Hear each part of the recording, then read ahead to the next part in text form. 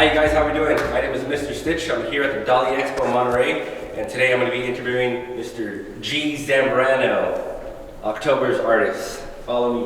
Thank you. All right, Mr. G. Zambrano, how are we doing? Good, man. That's one of the high five. Yeah, what's up? You just got back from New York, so yeah. Welcome back to Monterey. Thank you very much. I want to ask you what everyone is thinking. What is the geometric series? The geometric series is a neoclassical style done in a Maxfield Parrish monochromatic layering technique. Monochromatic, mono means one, chroma means color, so it's a single color diluted in linseed oil, covered in varnish, then another color, then varnish, another color. It's mostly transparent colors. You use no yellow, no white. And the only light that shines through is the white from the canvas through the varnish layers. So that's already a technique? Or yes, is this something that you developed? No, it's an ancient technique. It's been used before Maxfield Parrish, but Maxfield Parrish was probably the last one that used it about 100 years ago. So would he be the godfather behind this geometric series? You could say he's used it the most. He lived in the golden age of illustrating in the early 1900s. So I read his book, and it wasn't until chapter 8, which is the final chapter, that it really got into the nitty-gritty of the process and the technique. So actually for this painting though, I had thought about it in my head 3 months prior, and because Cesar Santos, who you know, he had done a video about William Bouguereau, the French painter, and I had looked them up, and I really wanted this. I saw this as a challenge, so I wanted to do this, but I didn't know that I was not going to do it in the flesh tone. I did it in the Maxfield Parrish layering technique. I see.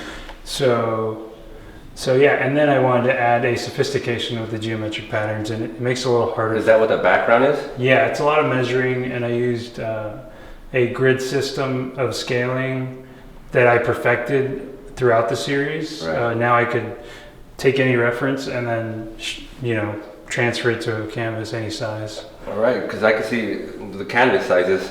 They're all about the same size, right? Like the same dimensions. What are the dimensions of these canvases? They're all 40 by 60. 40 by 60 inches. And oil, acrylic. What do you use? It's all oil. There was a little cheating on this one. This was in a black acrylic base. Wow. Only because I wanted to do it fast and dry fast. So for the first base, this is the only one that has acrylic, but it's just the black. So you do an oil, let that dry, and then you put a clear varnish. Is that what's going on here? Actually, the first three steps is three coats of gesso, just to support, thicken up the canvas, give it extra support, and then I start the penciling, and then I start the first thin diluted layer of color. Which in most circumstances, Maxfield Parrish did an undercoat base of ultramarine blue. Yeah. So he would start off with ultramarine blue and then raw umber, and when you see it, the light shine through, it does come off as like a purple, kind of a violet. I see. Wow. So that was my favorite part. What is the title of this painting? This one's called Nymphs in Satyr 2.0. The first one, the original was painted in 1874 by a French painter, William Adolphe Bouguereau. So, yeah. Well, so when you came up with this idea, was it something that came to your head, or you just saw images and you put it together? I guess that could be a question the original. That could be a question for all these paintings. That's true. I took as far as like the design, the reference for the geometric patterns, I find it in like the weirdest places, like men's neckties. So, I saw, certain patterns that I had in mind for each of the different masterpieces. So. Wow. I love this one. This one's. I know. Yeah, I remember you told me it was your favorite. Yeah, and the title goes with it because it does say a story. Yeah, originally. Nymphs. Nymphs. Women. Yeah, the nymphs. And the satire. Yeah. Makes perfect sense. And I think Jacques David did a version of the Nymphs in Satyr also. Amazing work. Yeah. So this next painting over here. What is this guy? This one is another master from the 1600s. This is Caravaggio. You'll see he has two of his masterpieces are at the French church, the St. Louis Church in Rome, Italy. This is one of them.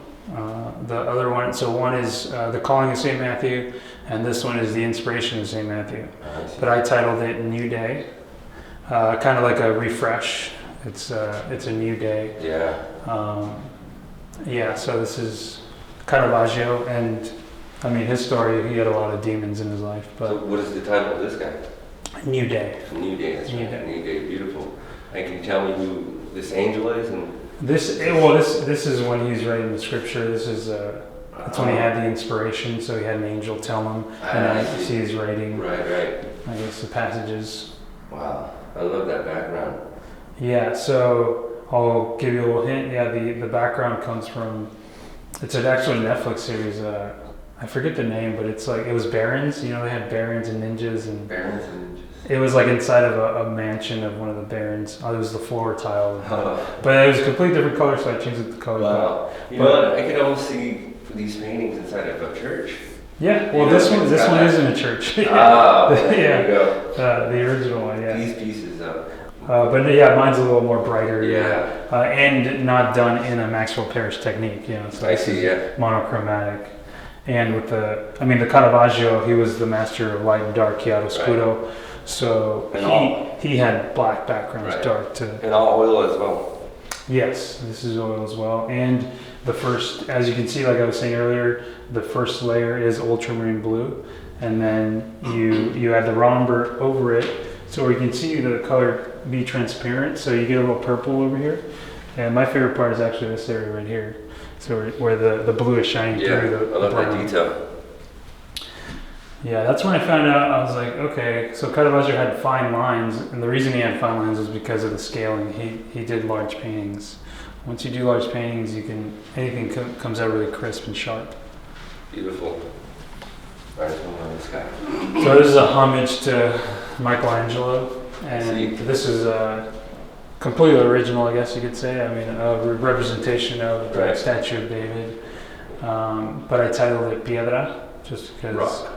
Yes, and it reminded me of his other sculpture they did, Pieta, which means piedra. So, yeah, and this is actually probably one of the hardest backgrounds.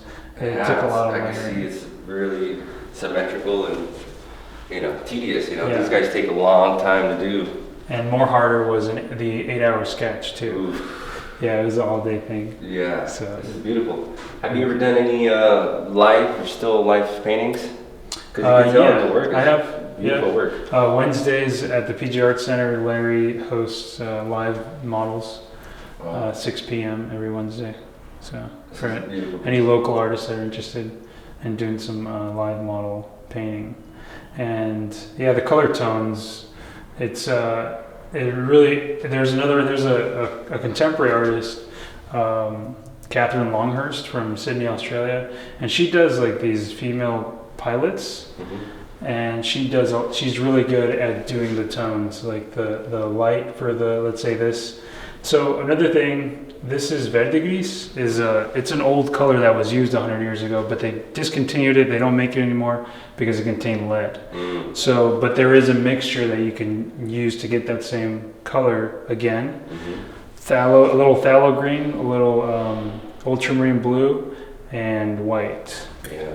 So to make verdigris. This is I think could be considered like an abstract piece. You know what I mean? Yeah, definitely. That background and the colors. How do you decide what colors you want for the background so to complement, I guess, the foreground? How does that come to play? Yeah, I see it. I mean, I see it right away. And the original idea was that this would be darker background, just so David stands out more. But it just came out like that because I would have to add more layers of black and just darken it more. I see. But it came out like it came out, and it's sometimes exciting because you don't know how it's going to come out. Yeah. Like actually, the Lives in Satyr, that's not yellow. It's actually alizarin orange. And the expectation was that it would come out orange, but it actually comes out yellow because of the canvas shining through and the thinning out of the color. Once again, what's the name of this piece? Piedra. Rock. For those of you who don't know, speak Spanish. Piedra. Piedra. Rock. All right, let's see this guy. Okay, so this guy the original was painted in 1922, and this is Maxwell Parrish's greatest, most famous masterpiece. The original title was Daybreak, but I titled this one Daybreak, Refreshed. So it's another twist. So the original contains a deep landscape in the background of mountains, but I added this intricate pattern. So I think that was the biggest challenge, just to do a measured pattern, and it's a lot of measuring. Yeah. So what's the story behind this gentleman and female? Yeah, there is a lot of mystery in it, and it's a neoclassical style. Right. The critics say you're more drawn to like this pillar, and then your eye goes over the bushes and then back down here. Oh, the focal point. Yes, and it seems like, I guess in that time it was the economy was getting better, so the middle class was more aspiring to be like the rich. So that's why these prints sold a lot. And that's how he got pretty famous. So what draws you to paint something like this, to come up with this? This has like a Grecian theme. It's just soothing, but also the first time I saw Maxwell Parrish's masterpiece, this one, was at the weirdest place. It was at the Monterey record store, Recycle. One of the record covers was this painting by the Moody Blues. Wow. So you can find inspiration anywhere. Yeah, so I saw that and I was like, okay, who's the artist? And Maxwell Parrish. Wow. Boom. That's amazing. Yeah. That's a artist mentality. And it built up too, because earlier in the year, before I even started the first painting, I saw the Jeff Watts Atelier. He does videos on YouTube, but he has it's a 1 month, actually it's a 5-year course, but he does 1 month courses. Yeah. And he did a YouTube video where he interviewed his dad, who's also an illustrator. And at the end of that video, his dad mentioned, if you take anything from this video, go get the book Maxwell Parrish by Coy Ludwig. And that was about February, so that's when I ordered the book, and I was like, okay, now I need to learn this. So what made you want to use the canvas, horizontally? So this one, that's what this painting needs. It's a landscape mode. But that's what I looked at. I looked at 3 different things: technique, scale, and subject matter. So painting it in this in horizontal, it's better image, right? Yes, landscape for this particular masterpiece. Okay. Same with that one over there, because he's kind of laying down. So. Beautiful. Daybreak refreshed. So this piece, can I take a guess on what this might be? Yes. It looks like some kind of demon, an angel demon. An angel demon. Am I close? You guessed right. What is the title of this masterpiece? Yes. This one is titled Morning Star. Morning Star. And this is from another master, early master, Alexander Cabanel. But he titled his The Fallen, which is the fallen angel, Lucifer, aka Morning Star. So this is Lucifer? Yes. I see. I just like that stare, that eye, and also it was another landscape horizontal painting. So that's why I chose this one. I could see that where you had drawn out your graph. Is that something you wanted to make it seem like? Or you wanted to show the audience? Because it's kind of like a raw feeling. That's true. You know what I mean? You get to see. I almost like, the making and behind the scenes and the finished product all at once. Yeah. Was that something that came to mind, or was at the end, I would see the lines shining through, and I was like, well, that it shows the sophistication of the measuring. Right. So people could see it and tell right away, hey, there is a lot of time that goes into this. There's a lot of preparation. It's not just boom, paint. Yes, it's technique. Technique. Exactly. So what drawn you to paint this Lucifer? It was the form. There's a couple of Italian masters like Adam Miller. Adam Miller. Adam Miller, yes. I wanted to express the human form more, just like the masters. But eventually, I will get there as far as blending the flesh. In a different technique, not the Maxwell Parrish technique, but it was mostly the form and the wings. and the stare. Very mysterious. Yeah. So do you look through like an illustrated Bible or something like this to find this sort of image? No, it's mostly right now. It's a great time to be an artist. There's a lot of inspiration on Instagram, and there's so many artists.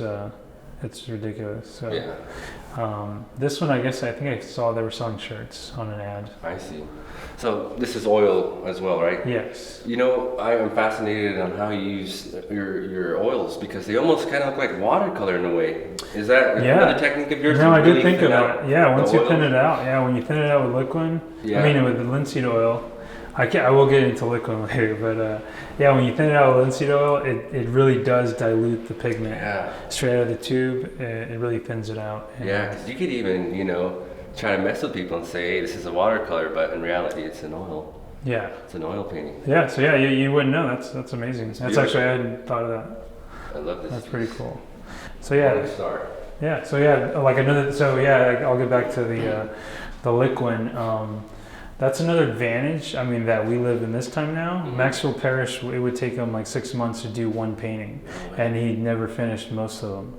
So now, luckily for us, in the 70s, they invented liquid, which cuts the drawing in half, and it adds a gloss. So from where it would take me, let's say 4 weeks, it only took like 3 days to dry one color. I see. And then varnish, which was another 24 hours, but then Yeah. Okay, so what's the title of this piece? This one is titled Love is Alive. Love is Alive. This one came from, again, another weird inspiration. This song called Love is Alive. There was that song, and then there was also You Make Me Feel Like Midnight Purple.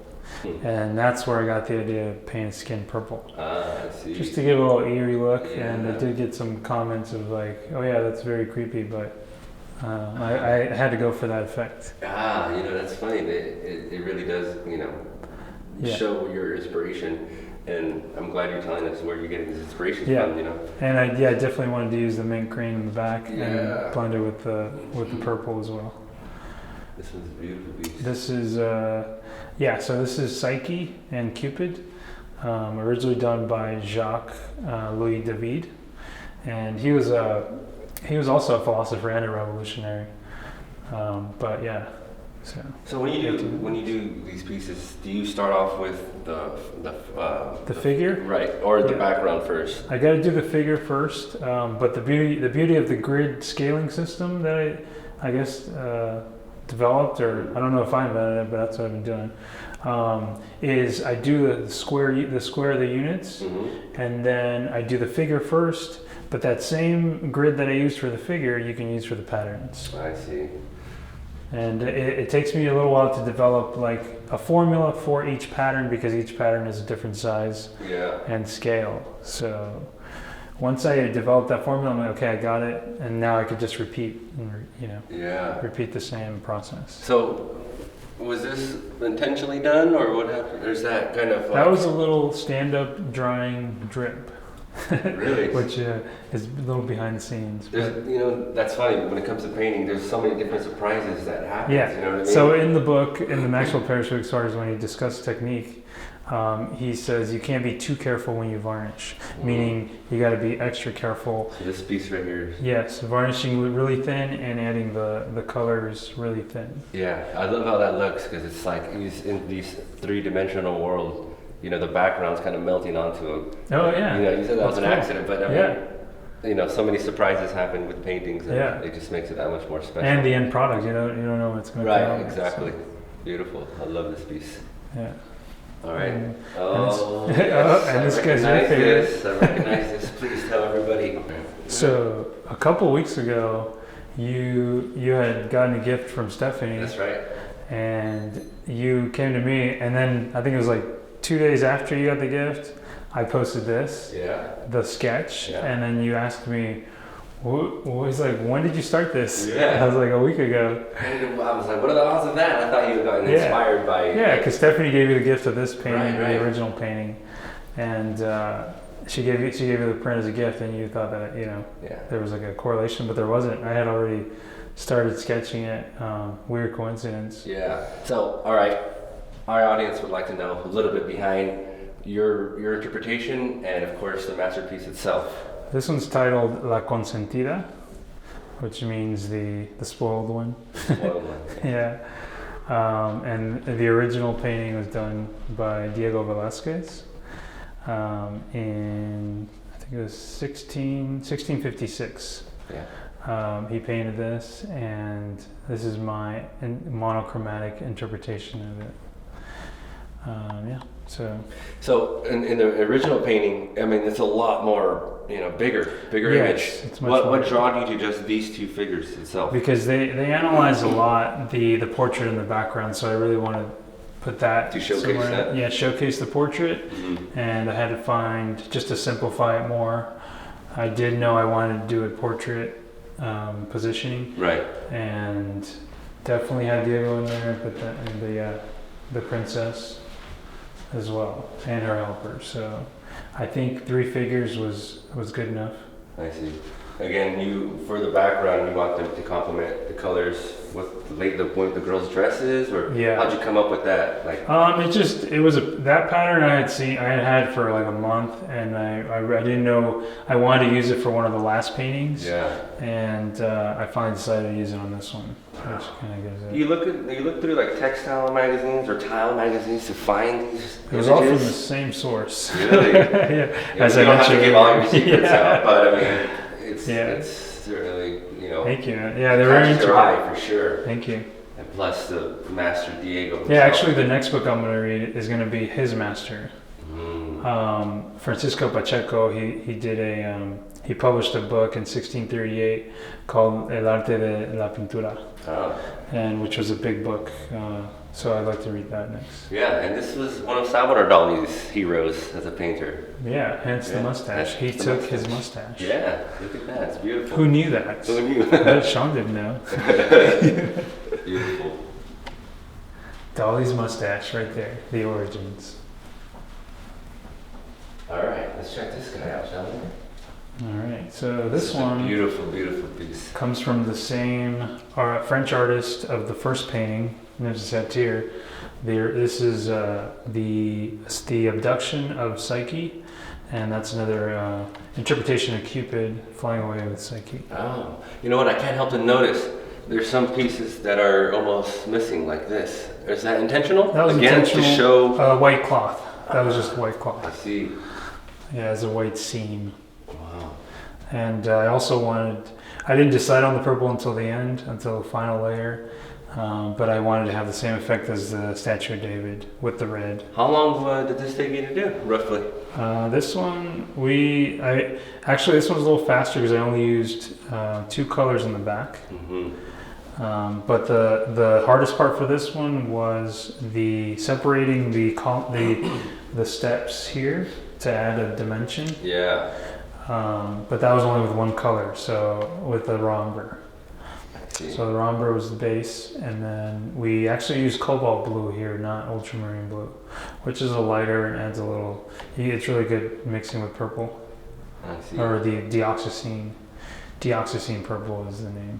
And so, for an image like this, where would you find the origins behind it? Because in a way, these are all, again, like you said earlier, you're paying tribute. Yes. You know what I'm saying? And where would these original pieces be, or where could? William Adolphe Bouguereau, French painter.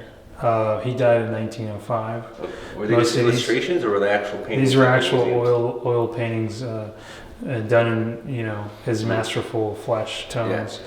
He used a lot of live models, a lot of kids, and a lot of women could come over at his house, and he would paint them during the day.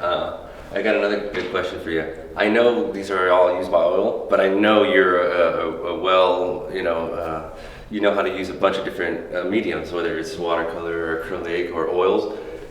Why didn't you use acrylic for these? Is there a reason behind using oils? Only because the gallery accepts oils, and the blending is just much easier. And with this technique, it's manipulating the oil with the linseed is required for this process. Oh, I see. So would you you feel more comfortable using oils, and that's what you wanted to use. I think it's a particular gloss. Yeah, I found that acrylic it dries. It's like water, so it just dries very flat. Right. Because there's been some of your paintings where you use both mediums. You use oil and acrylic. And oils. I will in the next one also too. Actually, it's not this series, but it's the plugged in series. Right. That one's going to be the next painting actually, but it's that's for it. That's a sneak peek. Yeah, love it, and I love how you do the blends. It's like an airbrush effect. And that's the beauty of oils. Yeah. Once you apply it, then you can just brush it, and it'll blend really well. I was really impressed with the purple on the cobalt blue, with the blending at the end, because I didn't know it was going to look like that, but it came out really good. The Abduction of Psyche. Mm-hmm. Amazing. So and I titled it Ascension.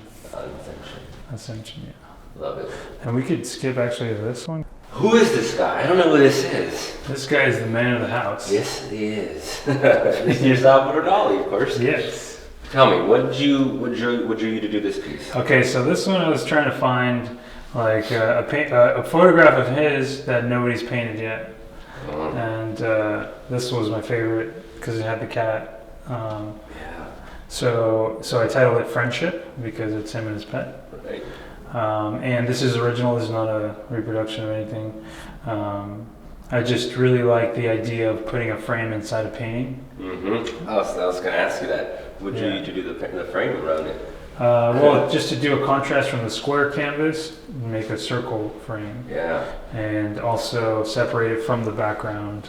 I see. Bring it to the foreground. Yeah, I can see, the background right here. You can still see it within the frame of the picture inside. You know what I mean? So it's not like we did a different background. No. It all comes together. Yeah, and also I used the alizarin orange and the oxycine purple. And, I guess painting 101 is blue and green. They usually sit back. Mm-hmm. So very non-threatening. There's a lot of texture in these. If you look closely, it's probably hard to see in the camera, but if you look closely, there's a lot of texture behind it. This is a refurbished canvas. Okay. But it was a very simple design.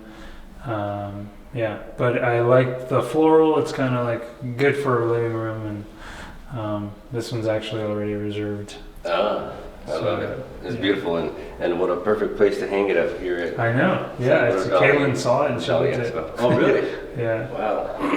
I brought it for the last art battle, I think it was. I love it. Yeah. Love it. So it's titled Friendship, right? Friendship, yes. And then what are the dimensions of this? This one is a 36 by 36. 36 by 36. Yeah, 3 foot by 3 foot. Beautiful. I love it. Excellent. I love this one. I guess we're nearing the end. And what about this one right here? What is the title of this one? So this one is I wanted to play the final homage to Maxwell Parrish. Is that him? No. This is titled The Color Chemist. The Color Chemist. I made that name up, but the original name is A Good Mixer. Maxwell Parrish did this for the cover of the Life magazine in 1924. Oh. And I added the geometric pattern in the back. And it's good. He also has a friend over here. It could also have been titled Friendship. Oh, yeah, you're right. Yeah. So who's this person? Was it based off an actual person? He's just a good mixture. Apparently, I honestly. Yeah, he has the great pose and has kind of a Norman Rockwell style. Yeah.